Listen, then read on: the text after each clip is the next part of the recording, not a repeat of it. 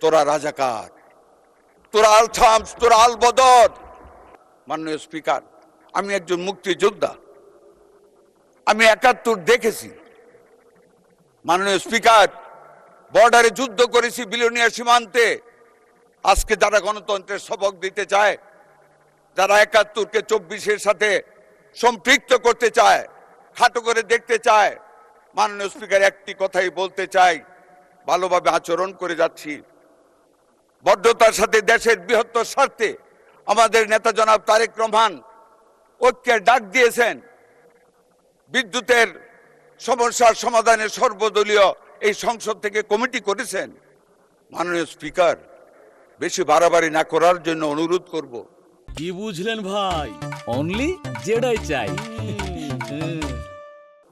পাকিস্তানে গিয়েছিলাম 2004 সনে। জামাত ইসলামের একজন এমপি আমার সাথে গিয়েছিলেন সাফমা কনফারেন্সে। আমি মুক্তিযোদ্ধা জেনে পাকিস্তান অ্যাসেম্বলির একজন এমপি জামাত ইসলামের এমপির সাথে যে তুচ্ছ তাচ্ছিল্য আমাকে করেছিল, I can't forget that situation because I was A freedom fighter. কিন্তু তবু মাননীয় স্পিকার, দেশের অর্থনীতির বৃহত্তর স্বার্থে চুপ করে থাকি, কিছু বলি না। কিন্তু যখন বেশি বাড়াবাড়ি করে তখন বলতে ইচ্ছা করে, তোরা রাজাকার, তোরা আল থামস, তোরা আল বদর। মাননীয় স্পিকার, স্বাধীনতার পরে ধানমন্ডির 2 নম্বরের সেই সারা ভবন হোয়াইট হাউস দেখেছি। হল থেকে একটি নান রুটি নিয়ে যেতাম আমরা, ছাত্রদের দল। একটি হাত বাড়িয়ে দিত সেই দর্শিতা বোনেরা। যেই মেয়েটির হাত সেই বয়সে হওয়ার কথা ছিল গোলগাল, সেই মেয়েদের হাত ছিল দুর্গন্ধে ভর্তি, চামড়া ছিল উস্কো খুস্কো। তারা দর্শিতা। কারো বুকে ছিল 8 মাসের সন্তান, কেউ ছিল অন্তঃসত্ত্বা, জীর্ণ শীর্ণ চেহারা। আজকে যদি আমাদেরকে বেশি খোঁচানো হয়, মাননীয় স্পিকার, সেই ইতিহাস আমরা ভুলে যাইনি। আমরা মুক্তিযোদ্ধা, দেশটাকে স্বাধীন করেছি। স্বাধীনতার পাওয়া সেই দেশটিকে গড়ার লক্ষ্যে ঐক্য করতে চাই, কিন্তু আদর্শের বিরুদ্ধে গিয়ে নয়।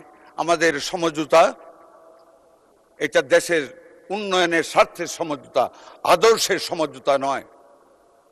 আমাদের বিরোধী দলীয় নেতা এখন নেই। উনি কালকে বলেছেন উনাকে কেন এত কসলায়। মাননীয় স্পিকার, আমি একটু কসলাইতে চাই। উনি কয়েকদিন আগে শিশু পরিবারে গিয়েছিলেন, শিশু হাসপাতালে গিয়েছিলেন। তো উনি যখন গেলেন, আমি বদ্ধতা স্বরূপ, উনি বিরোধী দলীয় নেতা, ওনাকে বললাম, মাননীয় বিরোধী দলের নেতা, আপনি তো গেলেন, আমাকে বললে তো আপনাকে রিসিভ করার ব্যবস্থা করতাম। কয় না না না, আপনার লোকজন ওইখানে মানুষ অনেক ইজ্জত করেছে। আমি কি জানলেন? খুবই ভালো ম্যানেজ করেছেন, রুগীরা বলেছে ভালো আছে, ট্রিটমেন্ট চলছে। আমি বলছি ধন্যবাদ। উনি তো একদিনও এই যে বিএনপি সরকারের নেতৃত্বে আমরা এত কষ্ট করে অতীতের সরকারের সকল ব্যর্থ।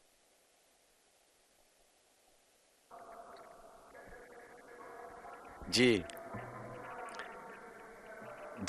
ধন্যবাদ মাননীয় সদস্য।